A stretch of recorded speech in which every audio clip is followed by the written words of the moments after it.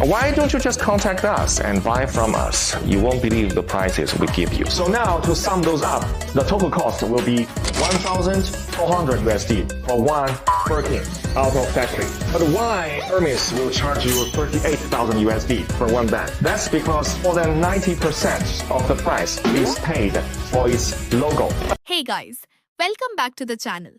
आज हम एक बहुत ही इंटरेस्टिंग और थोड़ी कंट्रोवर्शियल टॉपिक पे बात करने वाले हैं। चाइना ने जो नई टेक्निक निकाली है जिसमें उनके इन्फ्लुएंसर्स लग्जरी बैग्स का पर्दाफाश कर रहे हैं। तो चलिए समझते हैं कि ये किस तरह से हम पर, फैशन इंडस्ट्री पर और ग्लोबल इकोनॉमी पर इम्पैक्ट करेगा। तो पहले बात करते हैं कि ये टेक्निक है क्या। चाइना के इन्फ्लुएंसर्स अब डायरेक्टली लग्जरी ब्रांड्स के बैग्स, एक्सेसरीज और प्रोडक्ट्स के अंदर के सीक्रेट्स को रिवील कर रहे हैं, जैसे कि उनके मैन्युफैक्चरिंग प्रोसेस, मटेरियल क्वालिटी और इवन उनकी रियल कॉस्ट। बेसिकली ये एक तरह से ट्रांसपेरेंसी लाने की कोशिश है जो पहले कभी इतनी ओपनली नहीं होती थी।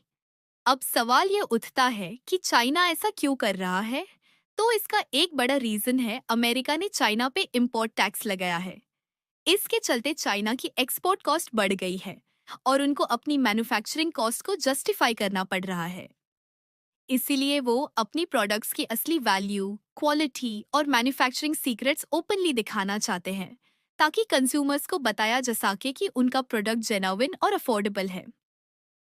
ये एक स्ट्रेटेजिक मूव भी हो सकता है जिसमें चाइना अपने आप को एक ट्रांसपेरेंट और ट्रस्टवर्दी सप्लायर के रूप में प्रेजेंट कर रहा है ताकि ग्लोबल बायर्स को अट्रैक्ट कर सके।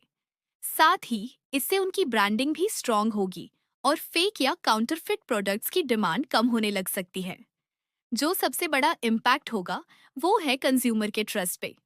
अगर लोग जाने लगेंगे कि लग्जरी प्रोडक्ट्स असली हैं या फेक, तो बाइंग डिसीजंस बहुत इन्फ्लुएंस होंगे।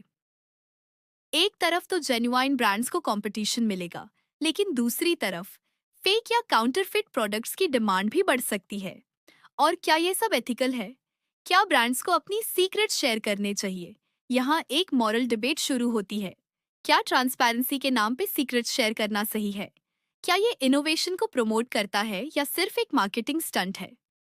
कुछ लोग कहेंगे कि इससे कंज्यूमर्स को सच्चाई पता चलेगी, लेकिन दूसरे कहते हैं कि इससे ब्रांड वैल्यू खत्म होगी। और अगर ये टेक्निक सक्सेसफुल होती है, तो क्या हमारा trust in luxury brands come हो जाएगा? फ्यूचर में क्या होगा? शायद हम देख सकते हैं कि अन्य देश भी इस ट्रेंड को अडॉप्ट करेंगे, या फिर ब्रांड्स अपनी सीक्रेट्स को और भी ज्यादा सीक्रेट रखेंगे। एक बात तो पक्की है कि ये एक बड़ा टर्निंग पॉइंट है जिसे देखना बहुत इंटरेस्टिंग होगा। और हाँ, ये सब कुछ चाइना के स्ट्रेटेजिक मूव का ही पार्ट है जो उन्होंने अमेरिका के इंपोर्ट टैक्स के रिस्पॉन्स में किया है। तो दोस्तों, ये था हमारा आज का discussion on China's new technique, उसके पीछे की पॉलिटिकल और इकोनॉमिक रीजंस और उसका इम्पैक्ट। क्या आपको लगता है कि ट्रांसपेरेंसी सही है या ये सिर्फ एक मार्केटिंग स्टंट है? नीचे कमेंट्स में अपनी राय जरूर बताना। अगर आपको ये वीडियो पसंद आई तो लाइक करो, शेयर करो और चैनल को सब्सक्राइब करना ना भूलो। मिलते हैं नेक्स्ट वीडियो में। तब तक के लिए स्टे क्यूरियस, स्टे इन्फॉर्म्ड